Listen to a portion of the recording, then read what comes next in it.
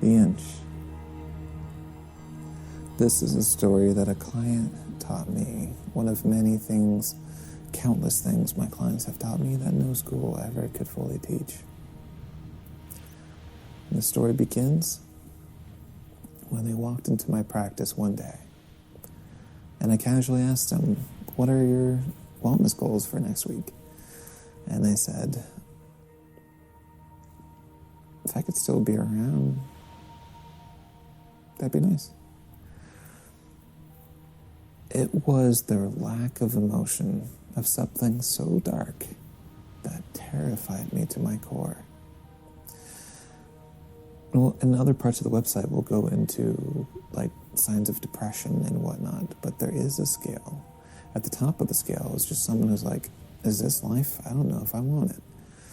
The part where the police will get involved is someone, so the difference of someone saying, if this is life, I'm not sure if it's for me, right? Which is, I think, estimated around 30% of Americans at this moment. Roughly around there. I have to double check the research. But a lot of us are willing to question, which is beginnings of a slope, or it can be, that often requires actions to be made within their own lives and whatnot. And at the extreme of the slope becomes, I'm going to hurt myself. I have a plan. And when someone's emotional about suicide, there's still hope, generally, because they recognize that it shouldn't be this way. It's the people who are saying they have a plan, that they don't want to live, and are calm about it, that are the biggest cries for help. And mind you, many people out there said their suicide was prevented by just one random smile on the street.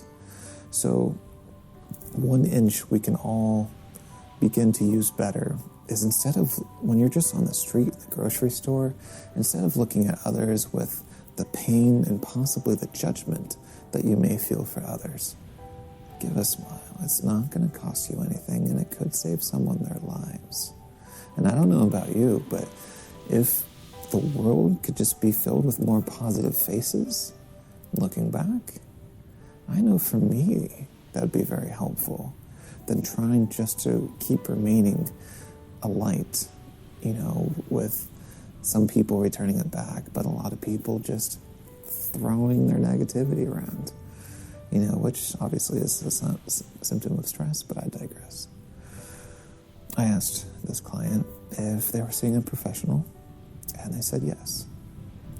And that they felt that they were so far gone that they wanted to induce a coma, so that if they woke up, then hopefully it would reset things.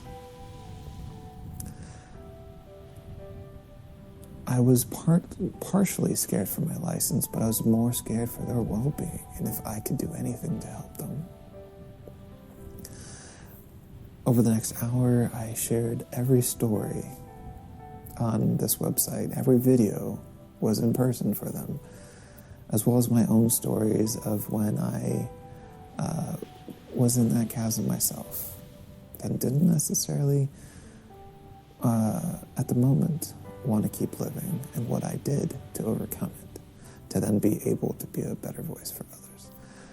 At the end of that appointment, they turned to me and they said, "That was pretty good. Can we schedule the next 3 months?" I did my best not to cry, because here was a person who came to me who couldn't see next week, who could now see 3 months. But I remained strong for them, and they inspired me with their strength to turn things that around. I know my stories help, but it's their strength, their might, ultimately, that makes that difference. Especially with my massage therapy clients, it's their homework that helps make my work permanent, even in a 1-hour appointment. And I said, of course, and I told her the theory of the inch, which is just that in wellness, Don't worry about trying to hit the gym again for hours at a time. Don't worry about trying to do some new diet that's hardcore and then drop it. It's the inches that we add to our routines day by day, beginning with the importance of a night's sleep and what we have to do strategically about approaching our nights, including the value of our mattresses, and so on, to that the magic of the combat of wellness exists. I didn't hear from her for 2 weeks, and she told me her first inch was for the first time she drank a bottle of water. And I was proud and I cheered her on. 2 weeks later, she said for the first time she cleaned out her hamster cage. And I would probably increase its lifespan a good bit. And I cheered her on. And then 2 weeks later, for the first time, she cleaned her house, which was a pretty big thing, because when she had someone coming over, she wanted them to see a clean environment, not a messed up one. For some people out there, the inch may literally be lifting a single finger. For those who are literally paralyzed in bed, who can barely make it to the fridge to grab a snack, there is no shame in only being able to lift a finger. Doing anything of your decision counts. Each of us are in our own lanes, not to compare with one another, and in our own battles. The question is always, what is our next inch, and nothing else? And to honor that and take pride of that. Maybe one day, maybe we used to be able to run a 10K, and now we can barely walk a few feet because of accidents or injuries or disabilities. But to be willing to not give up. As far as permanent neurological disabilities, that's currently on the frontier of what we're looking at while working in tandem with Western doctors and practitioners.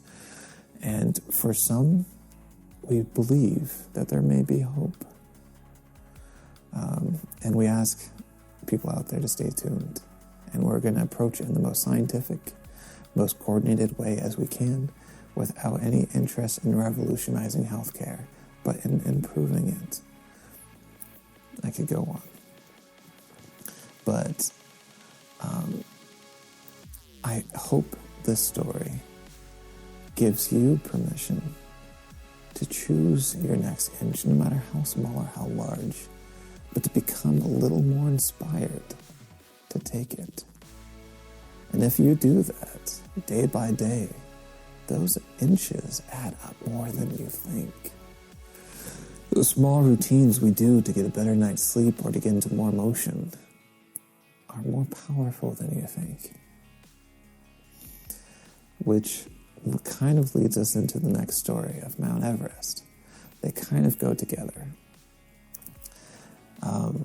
Because to even qualify to climb Mount Everest, to even be able to apply, you already have to be crazy fit, for obvious reasons. And even then, those people that I don't want to say I can't get there myself, I don't know if I have that interest of focusing that much just on fitness. For the people who do, good job, all the power to you. But those people have to then begin about like a 3-month grueling boot camp to prepare for what they're about to go through. And even then, they tell them, don't look at the top. Look at your next footstep. And one day, you'll realize you made it. And life works the same way. If an athlete, top 1% of our population, if even they can't keep their eyes on the total goal, neither should we. Goals are important to have for organization, to have a direction. But day by day, our focus needs to be on our next footstep. That's it. Until one day we too realize we've climbed the mountain.